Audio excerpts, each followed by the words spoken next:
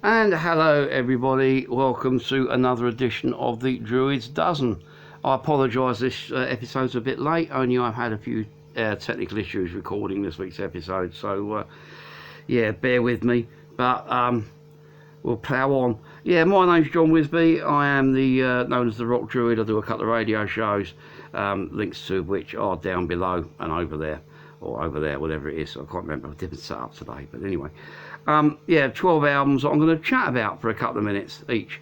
I'm going to keep this one short because I'm a bit pushed for time today, so kick off with this. UK, Night After Night, live. Now, UK, Bristol prog rock supergroup with Eddie Jobson, ex Curved Air, and Roxy Music, amongst others. Also with the Frank Zappa band. John Wetton is on keyboards and violin. John Wetton on bass and vocals. Of course, John Wetton, you couldn't be in a band in the UK, in a prog band without having John Wetton as part of the lineup. It's UK law, you know. And then Terry Bozzio, of course, on drums, ex Frank Zappa band, replacing Bill Bruford, who played on their first their studio albums. Anyway, prog rock supergroup. Not a band renowned for kind of writing earth-shattering material, but you know, three really competent musicians. I think Alan Holdsworth, the guitarist, was involved in some of their earlier stuff as well. But yeah, but it's three really competent musicians, top of their game, knocking out some interesting tunes. Highlights on this include Rendezvous 602 and yeah, sort of like Time to Kill Alaska. All pretty good stuff. So overall, not bad. This one came out in 1979. So yeah, UK Night After Night live, 1979. Pretty good. Next up in 2008 we have this. This is the Panderers, Hotshots Boy. It's a 5-track EP. Panderers came out of Iowa, I think it was, somewhere in the US. And play kind of indie country rock fusion type stuff. Just a pretty good band overall. Yeah, worth checking out. But this EP here, which I think is their second, is worth listening for the opening cut, Come On. When this came out, it became a bit of a favourite on BCFM. On my Sunday rock show. Every time I played it, people kept asking for more. It's a hideously infectious kind of jump around, sort of like country rock party number. The rest of the tracks are not bad, but you know, compared with Come On, they're not quite as urgent and definite. Don't know what happened to the Pandaras. Not really seen anything for a while. You might want to give them a Google or something like that, see if you can find them. And definitely go search YouTube and watch the video for Come On, because you know, it's fun and the song's great. So yeah, so the Panderers, Hotshots Boy, 2008, our second release today. Moving on to this bit of classic metal. This is Merciful Fate, Don't Break the Oath from 1984. There's the front, there's the back, Music for Nations label, UK pressing. Inner sleeve, including the legendary King Diamond there, and the back. Merciful Fate, band out of Copenhagen in Denmark. Iconic metal band. They're one of the most important bands Europe's ever produced. They kind of got influences in the new wave of British heavy metal and the classic rock period, but then they were part of the European thrash movement, but also kind of with King Diamond's operatic vocals were one of the forerunners of the old symphonic metal thing, power metal, etc. You know, cross genres, great. They did a couple of studio albums before kind of fragmenting into a complex series of bands that includes Merciful Fate here, King Diamond's solo project, and a band called Fate, who are kind of more of a kind of mainstream metal band, which is basically Merciful Fate without King Diamond. But yeah, the lineups for all three are pretty fluid and interchangeable. So yeah, all three are still working to this day. This album came out in 1984, and it's a Phil by Merciful Fate issue. Pretty good album. I really like it. Highlights include their classic tracks, Night of the Unborn, The Oath, Gypsy, Welcome Princess of Hell. It's kind of lyrics sort of scan like a Dennis Wheatley novel. You know, it's kind of sort of cheesy, occultic stuff. The performances are great. King Diamond vocal gymnastics are, well, you've got to wear the guy to understand it. You know, please do try and track out some of the Merciful Fate King Diamond just to hear his voice. It's incredible. And then you got twin guitars, Hank Sherman and Michael Danner. Tight as a duck's arse, twin guitars a go-go. Great rhythm section as well. Making for one very headbangable album. So yeah, highly recommend this for all metalheads. Merciful Fate, Don't Break the Oath, 1984. Next up, something out of Bristol. Here we go. There's the front. There's the back. And in here, there's just the press release with some info. Now, Stormtrooper are a band formed in South Bristol in the Bedminster area. Yeah, they're Bebby boys. Bristolians will get that bit. And yeah, formed around about 1976, 1977, predating the new wave of British heavy metal by a couple of years. But then when the new wave of British heavy metal came in, got swept up into it. Active around the Bristol area for a while. First of all, recorded a cut called Heat and Grind for a compilation album called The New Electric Warriors, and then did a couple of singles and a few demo tapes before calling it quits about 1986.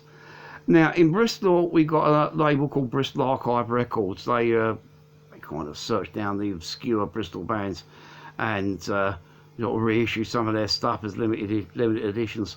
They started doing it with some of the reggae bands and some of the punk bands, and they sort of moved on, started doing it with a few of the Bristol metal bands, including Stormtrooper here, collecting their various recordings into what was effectively the unfinished album Pride Before a Fall. Musically, these guys aren't particularly sort of earth-shattering. You know, they kind of draw their influences from like Led Zeppelin and Rush, maybe a bit of Stray in there as well. As musicians, they're competent, not brilliant, but they're competent. Songwriters, again, they're quite good. There's a couple of highlights on here. Battle of Eve, bit of an epic cut. Other ones, is it Confusion, Drunken Woman. Yeah, kind of much. Yeah, if you know your new British heavy metal, you know what these guys will be sounding like. Overall, yeah, it's sound. That's the way I'm describing it. It's sound.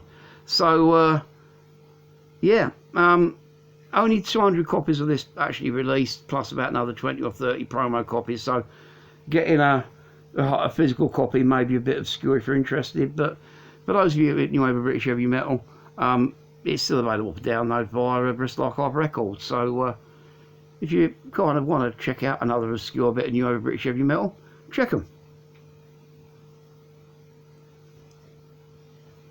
Okay, next up, a bit of krautrock in the form of Ammon Doll 2.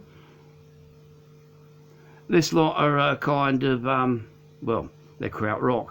Germany's equivalent of kind of prog and space rock. Band out of Munich, formed out of a commune called Ammon Doll, which members also included a couple of people later to go on to be key players in the Baden-Meinhof terrorist organisation. But yeah, out of that came Ammon Doll 2, kind of spacey psych rock band. I'll say there's the front. It folds out lustily, credits on the back, and then you've just got a inner sleeve there with just artwork on it. Now, the early Ammon Doll 2 stuff came out around about like late 69, early 70. A little bit strange kind of acid improvisation. People wailing while banging radiators with spanners and kind of distorted guitar tune riffs, etc. It takes some listening to. It's not exactly easy work, but it's interesting stuff. However, by the time this album came out in '72, they were beginning to kind of nail down their sound and begin to develop a kind of slightly more commercial edge. I.e., they started actually writing proper songs. On here, this album kind of bridges the gap between the kind of really experimental out there stuff and what was their more accessible later period. You've got tracks like Jailhouse Frog and Deutsche Nepal, which are again way with the Sonic Fairies kind of trippy soundscapes. On the other hand, you've got tracks like Wolf City itself, Jailhouse Frog, A Sleepwalker's Timeless Bridge, which are almost like songs and are very listenable and kind of accessible. So, Ammon Doll 2, I'll give you a warning, Ammon Doll 2 are never an easy listen, even in some of their later material, but they can be a rewarding one.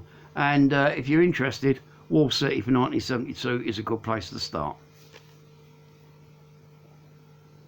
Okay, next up, another Bristol band. This is Fortune Drive. Now this lot formed around about 2000, released a series, a couple of EPs, sort of demo EPs around Bristol.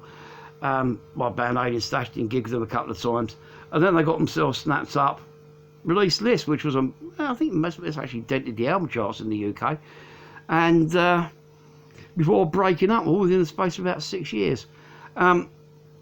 Interesting band. They kind of blended kind of heavy indie rock with kind of funk and soul and almost like a jazz vibe to it. Not surprising when you realise that members of the band's family were involved with the Old Duke, legendary Bristol Jazz Club.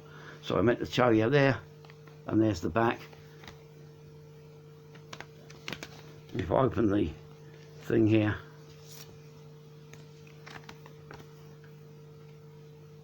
it's not got a booklet, it's got a little poster there and there.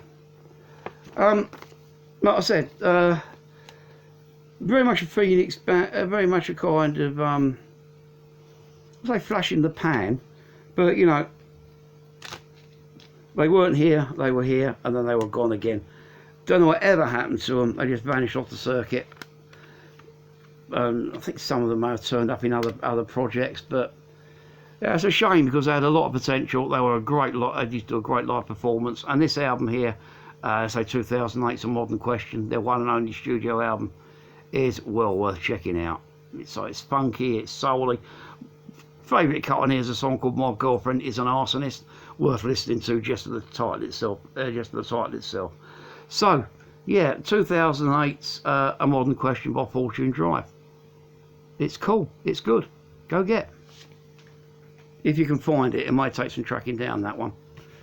Okay, next up we'll have this. This is a band called Glas. They're out of South Wales. Blackwood, I think they're from. And now there's the front. There's the back. And it just opens up. There's the inner sleeve.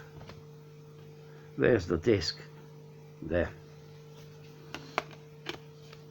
Now Glas, these guys are a kind of old school rock and roll band. Very much kind of country, sort of boogie rock band kind of. But you know, we're not talking Status Quo here. We're talking kind of yeah, just kind of old school hard rock, kind of, not old school hard rock, what about blues rock, heavy blues rock. And unfortunately, this album doesn't do them justice. Now, I first came across Glas as a live band at the Solar Sphere Festival a couple of years ago.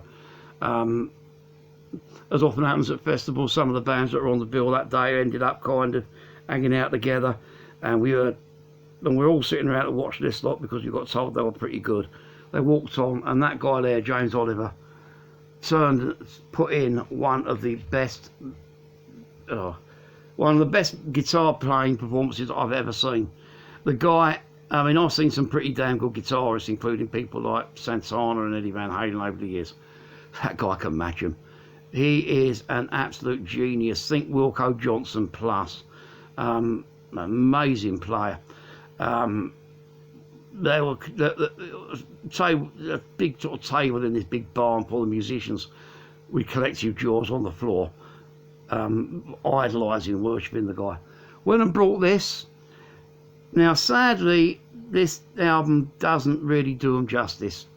It's lacking. I don't know whether they weren't on fire in the studio that day but it doesn't capture. It's good, it's competent, but it doesn't capture the explosive joy that Glas used to bring live. Crying shame, because it's they're a great band.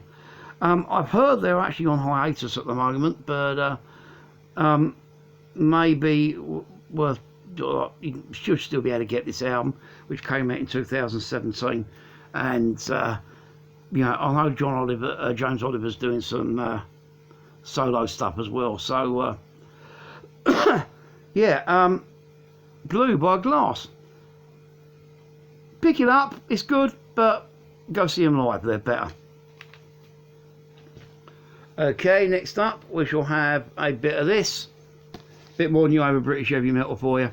This is London Boys, Seducer, and Heads Down, See You at the End.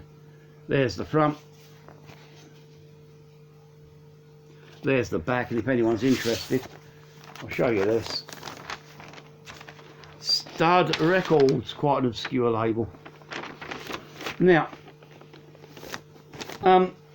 again, this is like the Stormtrooper CD I flashed out you just now. This is interesting for the new over British heavy metal rather than essential.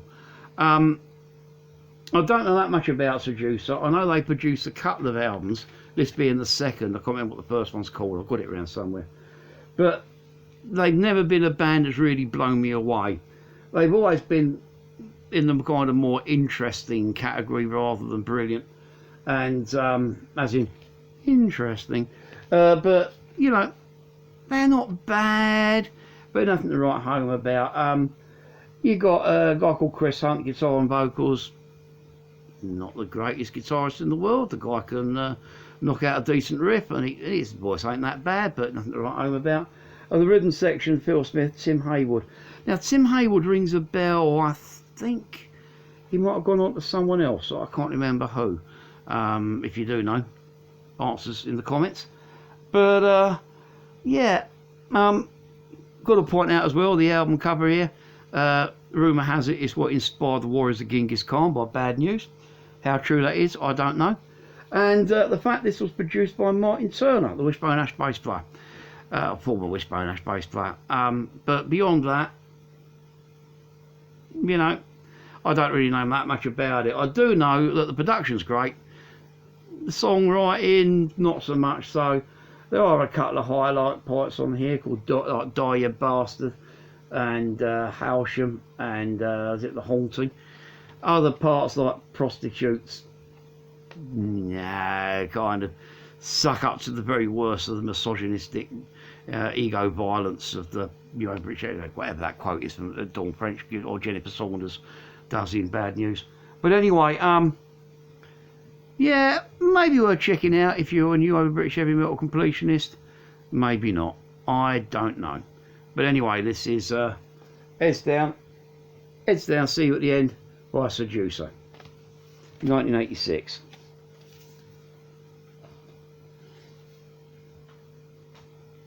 Okay, next up we'll have this one. Something a bit local again. Now, I can't remember whether these are Bristol or Taunton, or both. I don't know. Anyway, this is All the Kids Are Coming Out by the Red Hot Trio. There's the front. There's the back. I'll open it up. There's the disc there, and there's the back of the card. There's no it's just a piece of paper. There's no double-sided. There's no more information on this. Now this lot, old school rockabilly. As you can see, there's a bass player DD there with his upright string pig that he used to surf, sort of hang on the side of it and do kind of whilst playing it. The drummer, I can't read his signature, but what his name is. Very, very minimalistic kit. We're talking snare, hi-hat, I think a cymbal, that's it, 3-piece, playing his stall as well at places, although I spent most of the time standing up. Guitarist has got a sort of like semi-acoustic, just knocking out some classic rockabilly numbers.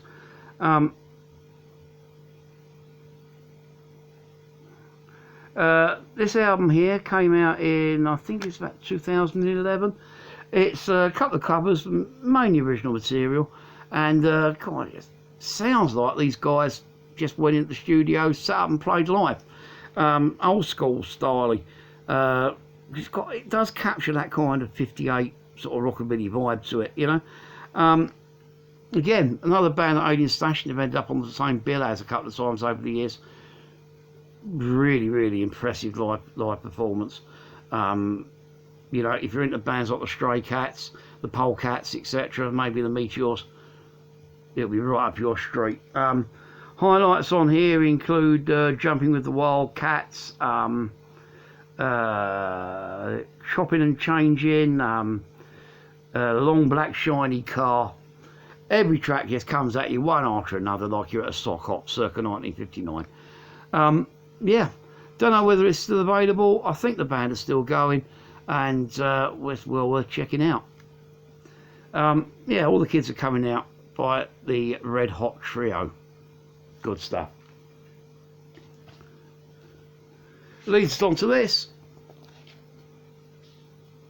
This is it's the eponymous debut of REO Speedwagon, 1971.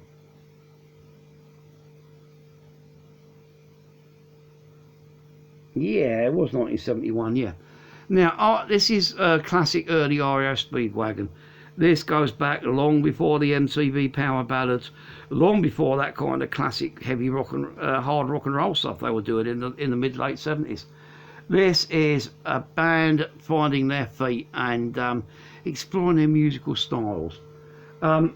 There's the front, there's the back. There's no inner sleeve or anything in this copy. Interesting that it's the original vocalist Terry Lutherell on here rather than Kevin Cronin. Although, got to admit, their voices do sound much of a muchness. Yeah, and that's no disrespecting to either of them because they're both a couple of great vocalists. But the rest of the lineup's probably as known. Greg Philby, Alan Grazia, Neil Doherty, Gary Richards. Yeah, sort of great. Well, all of which are pretty damn fine musicians. I'll say interesting combination, this one. Lyrically, it's a little bit protest rock. It's kind of their sort of like references to spending all that money on useless wars in Vietnam and various other kind of don't think these guys are very enamoured of Nixon's government, this lot, whoever it was at the time. You got probably the best known cut on here is 157 Riverside Avenue. Track they apparently they're still doing live, just a great little rock and roll 12-bar boogie number. Other cuts on here: Gypsy Woman's Passion, Anti-Establishment Man, Lay Me Down, Sophisticated Lady, Prison Women. It's kind of, it's like their classic sort of like primeval versions of what became the classic rock and roll Speedwagon of the mid to late 70s. And then you got the two kind of outlaying tracks. 5 Men Were Killed Today, which wouldn't sound out of place on a Crosby, Stills and Nash album. All kind of anti-Vietnam harmony vocals, fine singling track. 5 Men Were Killed Today, leaving 5 weeping widows, etc. And then you got the closing track, Dead at Last, which kind of got a touch of the Iron Butterflies about it. 10.5 minutes long. Almost like prog rock in epic in status, a track about suicide. It leads on to this huge, great big, fantastic play out section. Yeah, makes this album a damn fine listen. And I've got to admit, when it comes to Speedwagon albums, this is still my favourite. You know, this is the one I come back to time and time again. And don't get me wrong, I love some of the later Speedwagon albums, but this one does it for me big time. Leads us on to our last CD for the day. And it's like, I'll take my word for it, it's not going to sharpen on here very well. I'll whip the card out in a minute. This is the Burning Red by Machine Head. There's the front. There's the back. Got a long strippy thing out here.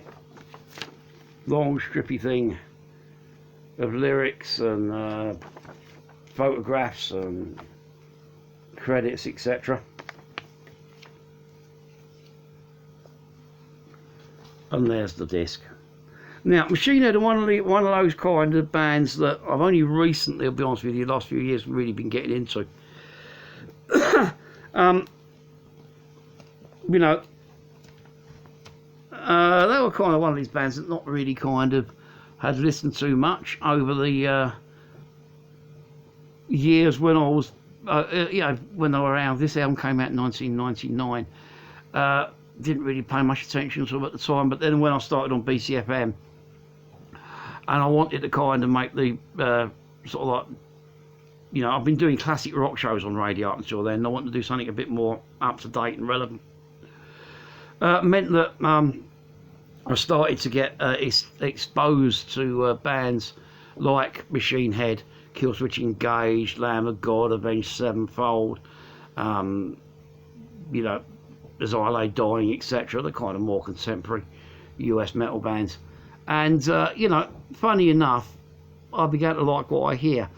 You know, kind of, you know, as someone that kind of grew up through, you know, new wave of British heavy metal, thrash metal, in the early days of death and black metal.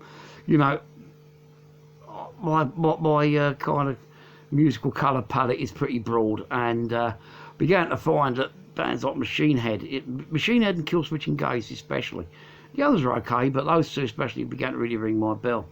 And so consequently, I'll be getting the promos of the new stuff as it comes out, but I've been slowly retrospectively collecting the older albums.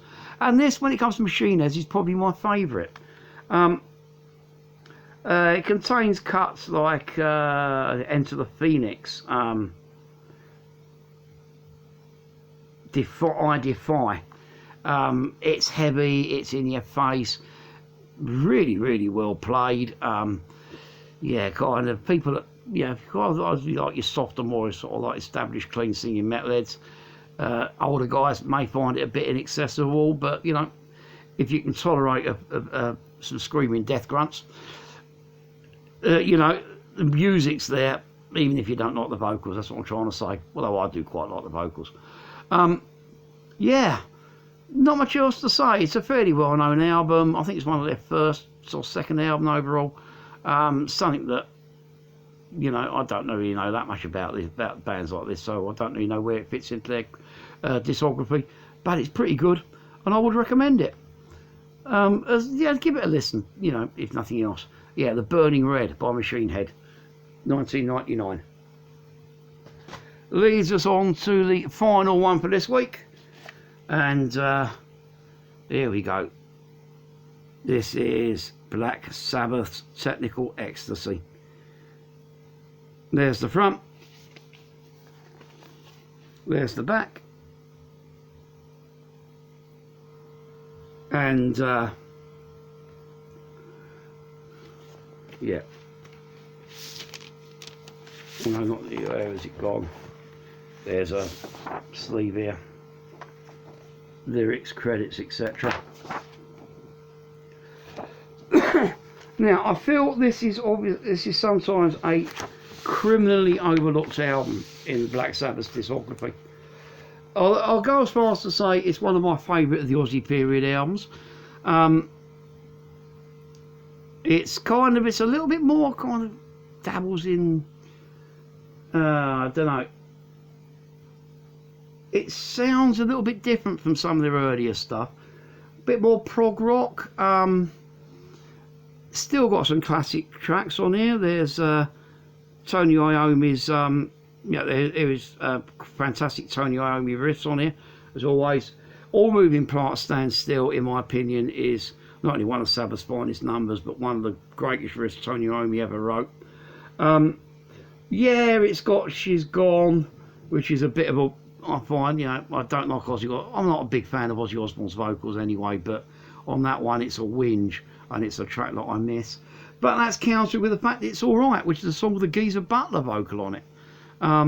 Fantastic little light wave in kind of, almost like acoustic strum along track. Other cuts on here, as All Moving Parts Stand Still with that riff, one of my favourite Sabbath numbers. Backstreet Kids, You Won't Change Me, Rock and Roll Doctor, Dirty Woman. They're all pretty good songs. But also, praise for the album cover. Black Sabbath were a band that never really renowned for having impressive album covers, and I think this is one of the exceptions. Trying to think who designed it.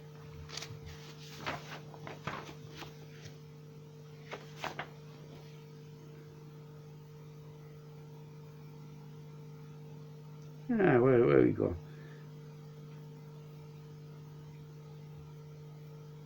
George Hardy for Hypnosis production, sort of like art direction company kind of thing.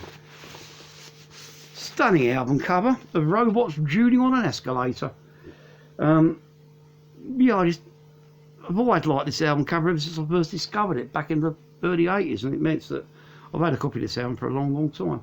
But yeah, not probably the best known of the Sabbath albums, but one that I reckon you should check out if you haven't, because it's as I said, one of my favourite Aussie era albums, and one that's well always rings my bell, this one, for some reason. So we made it through. So I want to say a big thanks to everyone that's listening. I apologise that this episode this week is a little bit short and garbled and rushed. Like I said, I mean, the technical issues that I had yesterday, I mean, I've only got like about an hour to kind of throw this episode together again this morning to re-record it. Hopefully, normal service will be resumed next week. So, as always, if you want to kind of give me feedback, comments down there on YouTube, they're going to be over there on Facebook. Hit the like and subscribe and spread the word.